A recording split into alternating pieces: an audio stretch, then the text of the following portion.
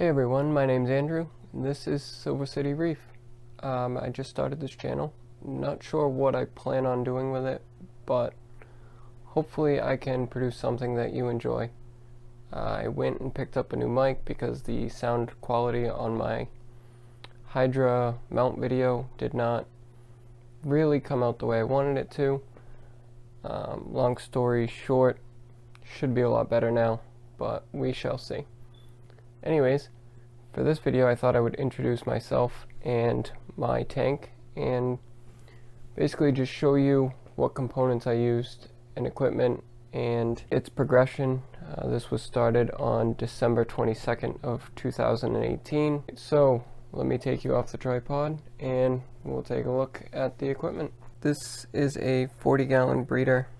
I got this from a friend about 4 or 5 years ago.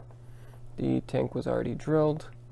I had cycled it, but then had to move and never got around to setting it back up again until recently.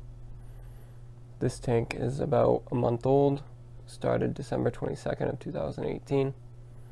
Inside you will see 40 pounds of Marco Rocks Reef Saver, along with the Carib Sea Arag Alive Special Grade. For power heads, I have two Skims SS 9.0 wave makers. These can push, I want to say it's 2,300 gallons per hour, give or take. They work well for what I need, but I am having an issue where the one on this side gets loud. Almost sounds like it's rattling on the glass. You'll probably hear it at some point. Now my plumbing, this overflow is set up as a full siphon. Then you have the return. Then you have the emergency overflow over here. That is basically just setting the water level. As we go below, you can see the two controllers for the Skims power heads. Quite a few options when it comes to programming the settings. I have it set up, one as a master, one as a slave. I will do a review video on those at some point. This is the Zetlite E200 refugium light. Obviously there's nothing in my refugium at this point, so I can't say too much about it, but again, there will be a review on that. Should be adding Kato within the next month. I know my tank just finished cycling, but I wanted to dose ammonia one more time just to try to build up bacteria to process the nitrites into nitrates faster than current. Right now it took me about, I want to say it was about a week to get from over 2 parts per million down to 0. Now, as you can see, this is the ball valve I was talking about that controls the full siphon.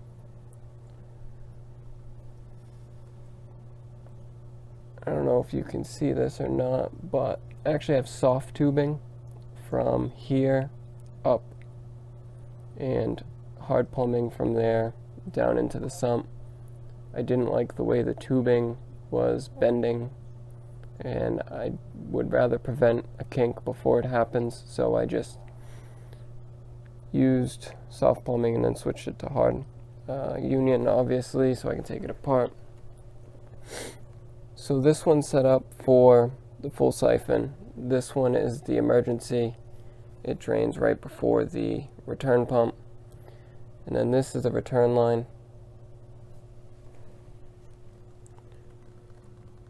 For a return pump, I have the Eheim 1260. I bought that used off another reefer, and it came broken even though the pictures weren't. But he ended up giving me some money back, so I think I paid like 35 bucks for it. If it lasts me 6 months to a year, I'll be happy. I will end up replacing it with the CJ 3.5, I think. This is just Aqua Mesh number 4 fine. You can see it's also under the return. There's also some around the return pump to make sure that the rattling is down to a minimum. There's more over here to keep any Kato from going backwards or, again, forwards. Back there we have the Phoenix HPG 200 watt heater. The temperature sensor is over here.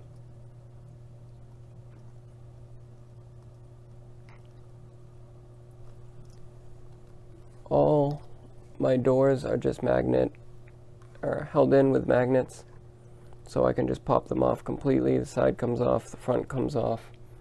This side, on the back side, is the control panel, so this side does not open up to the sump, but it also has a door that I haven't really gotten around to finishing, but it's just about done. I just got to finish cleaning up the wires. Let's jump over and I'll show you the control panel. Like I mentioned, I haven't finished cleaning up these wires. They're kind of a mess in there, but there's the other door that will cover this area. I'm not sure what I'm going to do over here.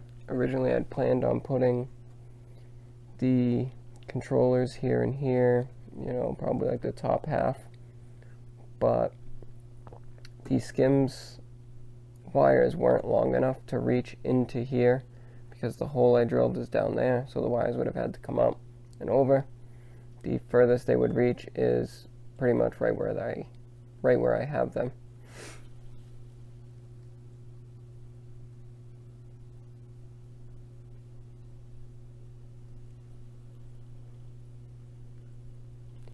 Now for lighting, I had picked up a used Hydra 26 HD. I think I paid 250 bucks for this one. Recently I just picked up a second that was brand new and I got a really good deal on it. It is actually right here. You see, so I think that should be enough for this tank. I also just picked up the Tunes 3155 ATO. Again, I bought this used off another reefer. It's in pretty good shape. It does need to be cleaned a little bit, but I have the pump there, the hose. It also came with the RODI valve, which I don't plan on using. I don't know, maybe I'll sell it. Pretty sure these are like 80 bucks to buy them, so we'll see what I decide to do with that. So that is about it. Quick glimpse at the Hydra mount.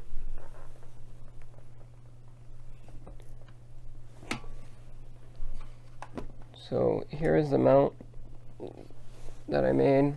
Let me see. The light would be mounted here. It can spin either direction. Then you have the full motion of the mount. I was hoping to get this mounted to the wall today, but I think it's going to have to wait till Tuesday. But I will be sure to post an update once that's done, especially now that there should be much better audio quality. Full motion. And by using this plate, I was able to connect 2 lights to only one mount, which is less holes in the wall and should be easier to get them even and level. I was thinking I would mount it roughly 8 to 10 inches probably off the water surface is where I think I want my lights to be. We will see. I'm going to look and see if I can find what works best. I control my own destiny. To everybody testing me, nigga, rest in peace. I wasn't born hustler, man, it was set in me.